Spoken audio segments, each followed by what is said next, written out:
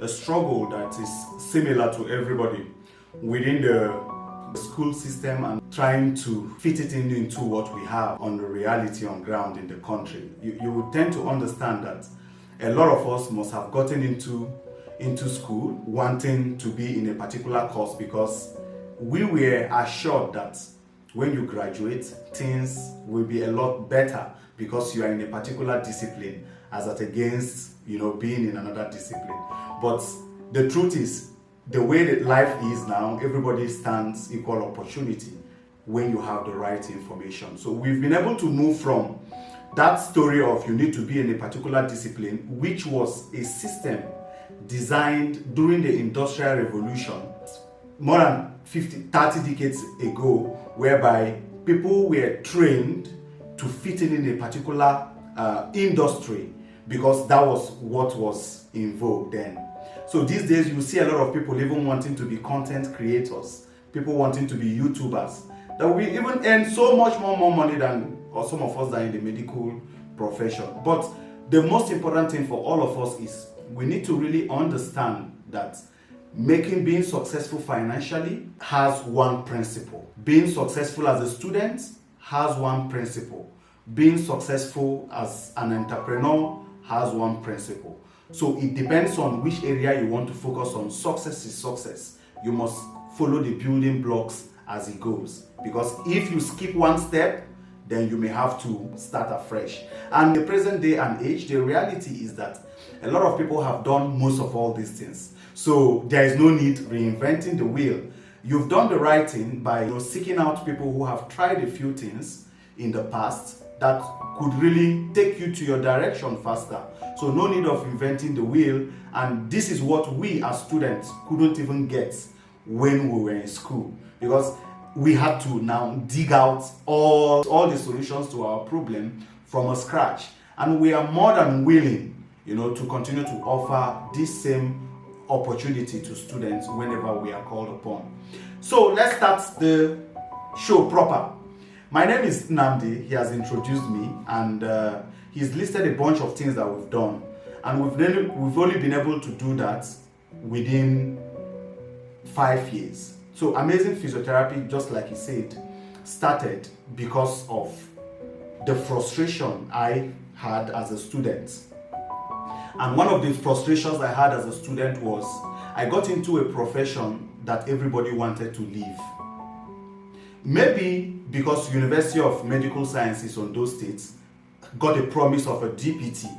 But during my time, my father wanted me to be a medical doctor.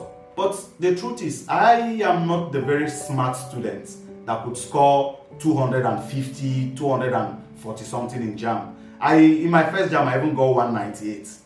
So that 198 couldn't even guarantee me even a medical course. So I had to get into crop science, and getting into crop science meant that I had deviated entirely from my plan, from the plan my dad had, which fortunately is also what I wanted to do. But I wasn't really so much satisfied within that space. My first admission was in UNN, so I decided to sit in for another JAM. And my second JAM, I got 213. So I didn't even make so much progress. So I said, Nnamdi, you know what? You are not as smart as you think. You need to really focus on what works. So, but I had a conversation with somebody who told me that the next course that is close to medicine, so just still remember, we are still saddled with everybody wants to be a doctor, is medical rehabilitation. And when you are in medical rehabilitation, you do similar courses, blah, blah, blah, some of all those things that they tell you to keep you in the department. Even while I was in crop science in Faculty of Agriculture, they told me everything that I needed to know, even the ones that were not possible in Nigeria, just to make me stay. But I had my clear plan. I had what I wanted to do from day one. So when I moved into medical rehabilitation, I came into a space that I was seeking to enter, and unknowingly for me, everybody was willing to leave. Everybody wanted to change to medicine. So for me, medical rehabilitation was like the final place for me to be, because I wanted to leave crop science. I wanted to leave agriculture. And I got into medical rehabilitation, and everybody wanted to leave physiotherapy to medicine. So I looked at it and said, okay, so if everybody leaves medical rehabilitation into medicine, then that means that guarantees me an opportunity to be a monopolist in this space. So that was just my little thinking. Then it forced me into doing a lot of researches about what exactly do I need to gain if I remain in this profession. And with all the frustrations you are seeing now, I think it's worse in the past. It's really worse in the past because there was nobody showing you anything. Information is a lot more ubiquitous now. Whatever you want to see, you can see. People are out there sharing a lot of fantastic tips that can help you, succeed in areas you are struggling with. But then it was not there. So we have to talk to people, look at the internet more than often. Data was not available as much as it is. Not so many of us had Android phones. So it was going into a cyber cafe. I frequent the cyber cafe like no man's business. And anytime I go into cyber cafe, I'm just trying to read about physiotherapy. So I stumbled into a clinic in the US. I can still remember the clinic. In fact, that clinic informed the choice of the color of our company today, which is blue, Atletico. As of 2007, when I was in university, Atletico had about 500 branches. 500 branches across the US. Currently, they have about 965. From then to now, they are constantly expanding. So I said, so physiotherapy can really be this massive.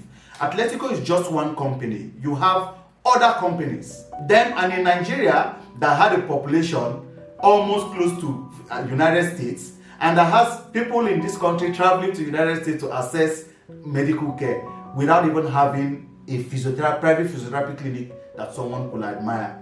Then I said, okay, that will be a good place for me to remain. Then I said, you know what, medicine, I'm not interested. Dentistry, I'm not interested. I'm going to focus on this and see how I can build a company that is similar to Atletico. So currently, we are at about 12 branches. We are still working on expanding. Our goal is to continue to expand, to reach as many as 50 branches within the next 10 years. So that's what our commitment. We are in Enugu, Port Harcourt, Abuja, and Lagos currently, and we want to seek into other states. So if you want us to be in your state, you can just raise some flowers for us. Just type in the chat and say, I want you to be in my state, and we'll do that by the special grace of God.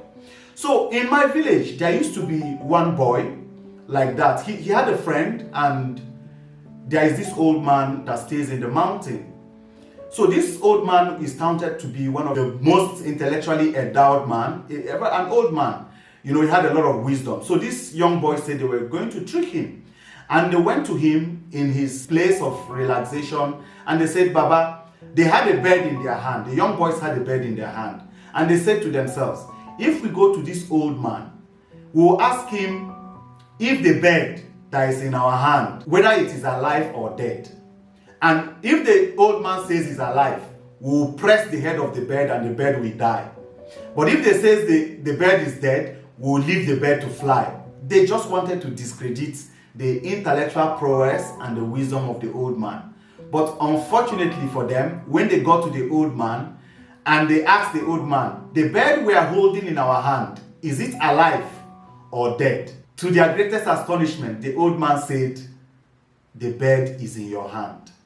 So what it just means is we all have our destiny in our hand. You see this thing whereby young people will always want to say, it is because of this person, that is why I didn't make so progress. It is because of our elders in the profession, that's why I have not made so progress. Just know that your destiny is in your hand. Do you know the same way everybody has an individual heavenly race? You cannot go to hellfire and say it's because of somebody. It is you that has that destiny in your hand. You will decide if you want to go to heaven. You will decide if you want to go to hell. You can decide if you want to be successful, or you can decide if you want to continue to blame everybody for your shortcomings. So just know, ladies and gentlemen, that your destiny is in your hand, and whatever it is you want to do depends on the choices you make today. So what's the future of physiotherapy? I always like to share this with lot of young physiotherapists to tell them that a lot has changed. Now we have artificial intelligence, we have a lot of robotics, we have a lot of exciting new trends. You will be shocked that the only profession that has not seen anything in terms of replacing their workforce is physiotherapists. Because the kind of things we do, they've discovered that they are not able to even replace them with robotics or AI, because most of the things we do has a lot to do with human interaction. In the developed world, you will see that Apple built a clinic, and in that clinic, you will just walk in, and AI will scan you. You will walk again. The AI understands exactly what your temperature is. You will just type your sickness, your symptom into it. It understands it, it analyzes it, it moves you to another place where it's more like the consultation. You have that voice conversation with somebody that is not a human being, and the person understands. You will move to that place, it recommends your medication, you will go to your pharmacy will dispense your medication, you pick your medication and you go. And a research was carried out, and it showed that that process of using machines, not real doctors in the US, to get people through some medical condition proved more productive. It saved them money, it improved the recovery rate, and it reduced mortality rate.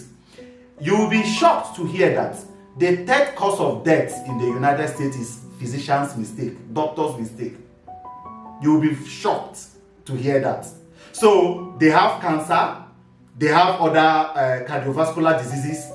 The third cause of death is doctors making mistake in the United States. You'll be so shocked. So what's our future like? Our future has shown multiple times that some of these advancements in technology will not replace us, but they can only augment us. So that brings me to the second product that we are working on, which is on the entrepreneurial side, which is the Azim Health.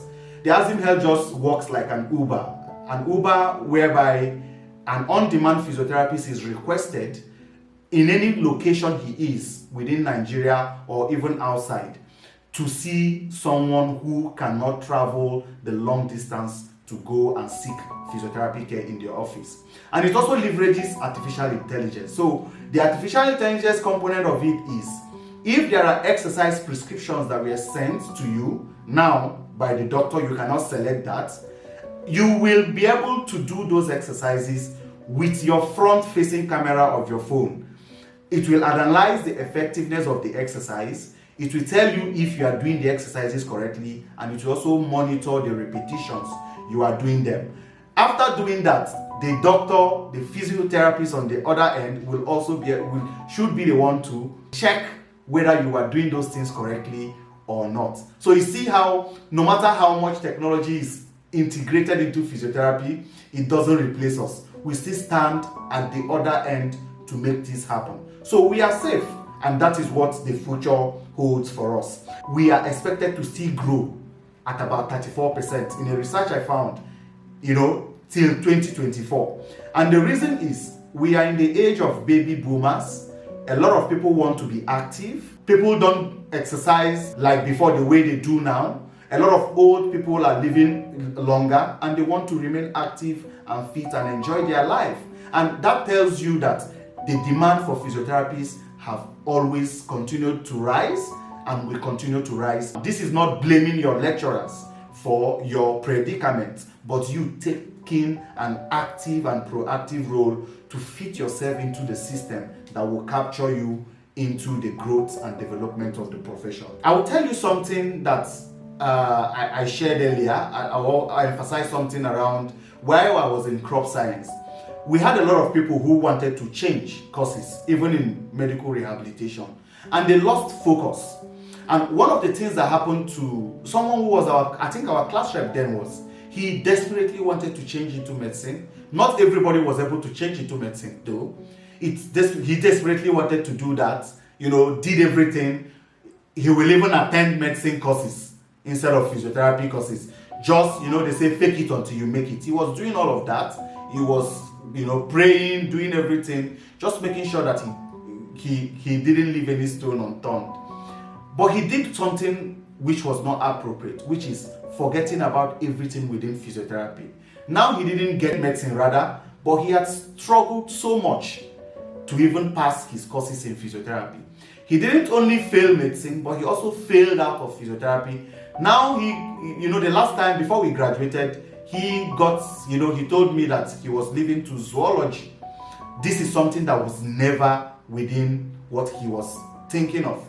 So with total lack of focus with students, especially now that we even have the distraction, the enormous distraction that comes with the usage of our smartphones. In those days, the best phone you can use when I was a student was Nokia Touch. He didn't even have touch then. There is one phone, I don't know, some of you don't know, you are Gen Zs. There is one phone that the ringtone is popular. Nokia is walk with me. Dr. Muyiwa, we know this one very well. So that was the phones that everybody was using. So the distraction with smartphones now. Smartphones are good when put into proper use. But a lot of times people hardly have meaningful interaction or conversations with friends anymore without going back to Instagram and checking WhatsApp and doing things that will not even move them forward. So lack of focus is very, very important. Now, fear of failure. It's always easy for you to see people who, instead of focusing on what they are supposed to do, tend to over-limit themselves in the areas they are supposed to pour in more energy, and that will in turn affect them in the long run. So that is a very vital thing that students need to really understand. So for me, even beyond being a student, when I graduated, I did my internship in National Hospital. And after my internship in National Hospital, I was thinking of what next I could do. Because before I even got into internship in National Hospital, you will be shocked that the process of even getting it had this federal character entrenched in it, because it was happening in Abuja. So I am from the Southeast, and you can imagine that a lot of more people in the Southeast will be present in that interview, and a few more people will be coming from the North. So we had maxed out the number that was required to get in from Southeast, and the few people in the North didn't even want to stay in Abuja because they wanted to leave. So what some of us did was to even change our state of origin. I've never shared this information before, but it was something that I needed to do, and it's like, so this is the kind of Nigeria that I'm going to face. So imagine if I had continued to blame the system and say, this federal character that I had to even lie, change my state from Enugu State to Plateau State just to get taken for internship, it's what I will continue to do. And by the way, even before I got into National Hospital, I stayed 1 year, moving from state to state seeking for internship. This might happen to some of you. It's not going to be as bad as it used to be during our time, because currently the registrar is working on accrediting lots of private clinics to take interns. But the problem with that, for some of you who will get into private clinics, one of the issues we have is some people get into a space and maybe they will do 1 month, 2 months and they leave. So it's a challenge for a lot of private clinics. That's what some of them say. But a clinic like Amazing Physiotherapy is also interested in wanting to do that, to take some young people who need to do internship within their time. So hopefully during that time you will be patient enough with us to complete your internship. So after my internship, I knew that there was no way I was going to get any job without lying or falsifying my document, because that was what Nigeria wanted you to do. So I met a friend of mine who was working at a private hospital not too far from National Hospital. And I asked him, he was a radiographer, I asked him, do you people have physiotherapy clinic there? And he told me, not really, but they have physiotherapists who come in once in a while to see patients. So I said, okay, that's a good option to take. So I went there and I met the MD of the hospital. So I discovered that the MD of the hospital will only agree to physiotherapists who will come from time to time and not want to employ a physiotherapist in the clinic. So I flipped the coin around and I said, you know what? I have a lot of patients. I'm going to be bringing patients into your hospital to see me, and you will be getting a cut in the consultation. So it looked like I was bringing business to them, not me taking business to them, because they looked at it as the core of what we are doing is medicine, not physiotherapy. So we may not even have enough patients for you, and we'll be paying you salary. So imagine if I had fears, and imagine if it drew me back without confronting my fears and saying, you know what, I'm going to push this thing and I'm going to get to the root of it, just to ensure that I get this conversation done and start this business with them. Well, unfortunately for me, after 1 year of my stay there, we moved from making 0 naira to about 1 million naira every month. And we had like this sharing formula of 30%, 70%. So I'm saying this because I know a lot of us, when you come out, you may not see jobs there. But when you see those hospitals that are around you, walk into them, strike a deal with the owners of the hospital, tell them that you have patients that you want to be seen, agree to them with a percentage. So then in 2017, we made 1 million, the hospital gets 300,000 and I get 700,000. And I was the highest earning staff in the hospital. I was even earning more than the owner of the hospital. And they said, you know what, we are going to terminate this guy's appointment. So that was how I was sacked. So I was sacked from my first job that I created. They didn't have that department. I came, I created it. They saw we were profitable and I was sacked. But it made sense, because even till today, when I look back to that organization, that hospital, currently I think they started their own physio and they are employing about 3 physios now. So if I had not gone there to tell them that it was possible, if I was afraid of failing, if I was afraid of anything, then these 3 people that are working in that hospital currently would not be able to do that. So now, at this point, you need to also understand that as a student who is graduating and who is going to see the world, you need to get proper guidance and you need to be self-motivated. No, guidance now is what we are trying to do. Just like I said, I love the idea of putting this together. I hope more schools are able to come up with this idea where other physiotherapists can come. Then there was no online, so maybe that was the difficulty faced with getting people. The only time we're able to see people is during NAPS convention, and I've been able to deliver a couple of lectures in about 4 NAPS conventions. I couldn't attend this one in Ilorin, but I was at Newi. So I think I've been in Enugu, Kano, Newi. Okay, I think 3 schools. And we are willing to do more, just to let you people know that the future is bright. But you need to do one thing. You need to believe in yourself, and you should be willing not to blame anybody for your predicament. So, what are the mindsets you need to be able to break these financial barriers as a student? I talked about the innovative mindset. And when it comes to innovation, you need to understand that necessity does not drive innovation. It is the ability and the refusal to accept things the way they are. That is what fuels and drives innovation. So if we accept things the way they are, there wouldn't be development. If we do not accept things the way they are, then we will see development.